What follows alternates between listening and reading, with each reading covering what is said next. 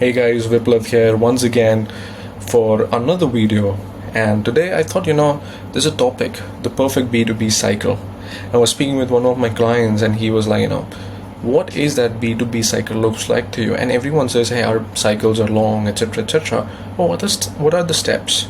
I mean, people don't even talk about them. So I thought, let's create a video covering all these steps and, what you need to be focusing in each of these steps. And it is important, highly valuable for you, just in case you are first running a B2B business, and it becomes even more pivotal when we are talking about a high ticket B2B cycle. We're not even talking about the lower one, where it's essential for you to be on the calls and close these people. Now let's get started. Okay, let's just get started with the most important part, because I do not want to waste any of a single second of your time if you're watching this. Now the B2B cycle has got 7 key steps. Starts from the prospecting, qualifying, approaching, presenting, handling objections, closing, and following up. I will speak with you with every single stage in great detail, and just make a note of it. You can even go to my LinkedIn profile. I have got a PDF version of this there, and just write my name and you'll be able to do so. Now stage 1 is prospecting.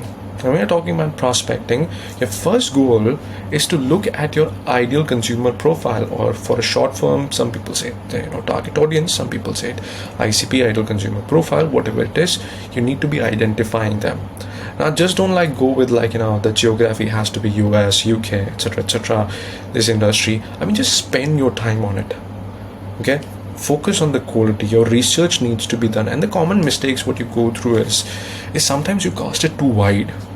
Okay, now what is a good example of it? A good example would be, I'm just giving an example, you can just make up your own. Number 1 is, let's say I am targeting people in the US in the manufacturing space where the production value is between 5 million to 25 million, and they are struggling with a problem like technologification of something. I mean, just picked up that word, but again, you have to think it that way so that when you reach out to them, you can be more relevant to them. This is the biggest mistake why people don't really get results, is they make it too wide. You have to just go and make it too focused. The second is qualifying these people. Number 1, when you're looking at it, I mean, you need to qualify before you invest your time with them. In general, does the industry have the band qualification? None. I mean, do they have the budgets? Or potentially, can they have the budget to afford? Now look at the revenue numbers, look at the number of years they're in business, what sort of clients they are. I mean, these are the research points you got to be making before even approaching them. If you're just going after people randomly, it's not going to work out. Look at the number of employees they have, etc., etc. These are good indicators for you to look at if they are that. Second, who you are speaking with within the organization. The authority needs to be there. Now, third is the need. Now, when we are talking about, let's say, digital transformation as a service, or IT as a service, or SaaS as a service, or agency as a service, do you think that this person at this point in time would need your solution? Look at a lot of these checks. You use tools like Zoom Info, Sales Intel, that gives you more insight in general about the industry. That is very important, as a matter of fact. And again, avoiding these common mistakes, I mean, skipping this step will eventually make you speak with a lot of people, but eventually not getting the right results. So right questions early will make you be, I would say, be prepared for something like this. Now, when you're approaching them, when you're in the B2B space, you cannot just write a single message that will get you the same results. Now, I'll give you 2 pitches. One pitch is called, let's say you are working, okay, I'll give you one pitch. This is the 90% of sort of a pitch when people do have this. Hey, my name is Viplove. I run a company called XYZ, and we have services like ABC. Would you be up for a call? Now, this is called a generic pitch. You're reaching out to the right people, but again, you're boring, right? In comparison with this one, the other one pitch is called, hey, my name is Viplove. I'm from XYZ. I was doing my research, and I came across your company, and seems like you're struggling with A. I have got a solution for it. Would you be open for a quick call? Now imagine which pitch you will choose, a more personalized one or a more generic one. So you gotta be, that's why narrowing focus is a must there. Then you have to be using multiple touch points. Nowadays, For example, I'm recording this video. You can record these videos. You can use Loom, Vidyard, whatever it is. And then, as I said, the common mistake is making generic pitches. You're not addressing their unique situations. Okay? And I've given you the right way of doing that as well. Now, when you're doing the presentation, first showcase how your product and service solves a problem. Stick to the problem. Don't right away go to a solution. And don't overload them with more information. Focus on the benefits and the outcomes, not the service. Okay? I help companies solve this problem. Now, how do we solve it? This is the process. Okay?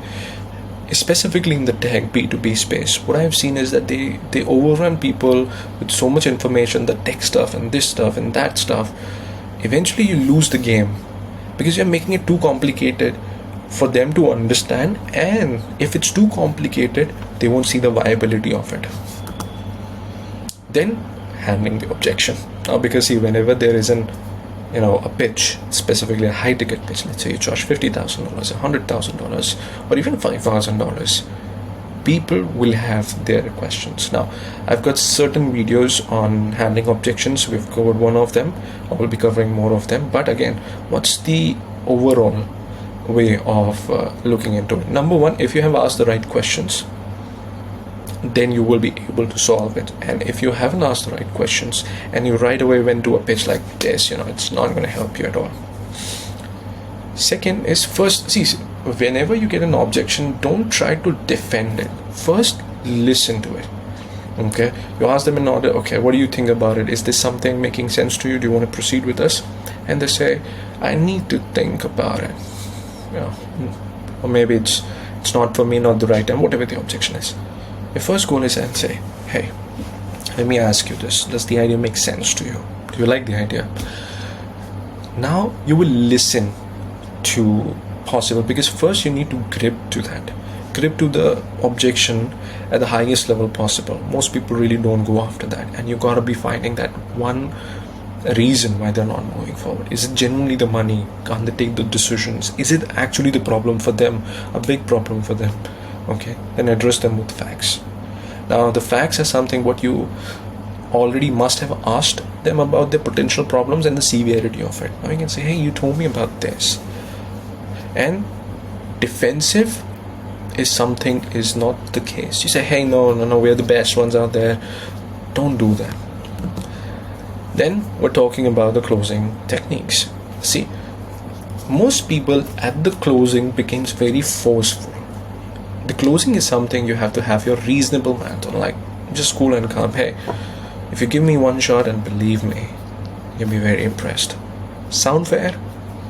This is what it is, Don't be like, hey, sound fair, let's just do it right now. We've got an offer. Just don't make those uncommon things that, hey, we just have this last call today. We just have this offer only for this week. Just do it, my CEO, etc. Don't do that shit. It's not gonna help you. Okay. And then following up. Now, following up can happen in two cases. One is if they say, I want to think about it, and let's say if it's a big deal, just take your time. Just let them take time. Follow up. Maintain the communication. In one of the videos coming forward, I'll tell you exactly how the follow-up cycle has to be. But don't worry about follow-ups. And if you have this thing that, hey, people don't like that, it's like spamming. No, you're spamming if you're just copy-pasting the stuff. Make a follow-up in a way that it becomes easier. It answers their potential questions. It alleviates their fears, all of it. Share them with case studies of similar people. Tell them that if you have any questions, tell them about their goals and how you're planning to solve them. But keep that on every multiple channel. Send them some case studies. Send them some white papers.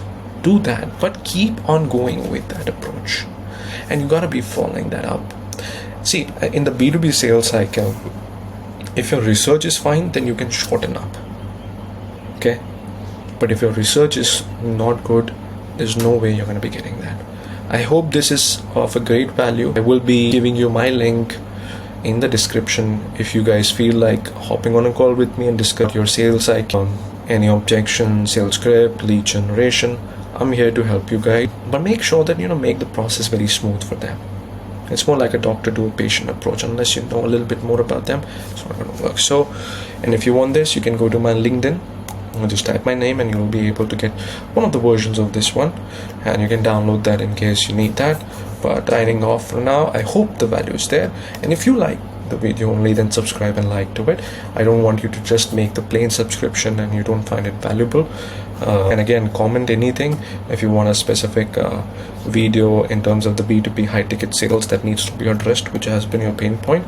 As I said, the channel is small yet. I'm trying to make it big, and I am going to be posting valuable content specifically catering to my audience consistently. Okay, but having said that, I don't want to serve everyone out there. I want to serve very specific people who I can help.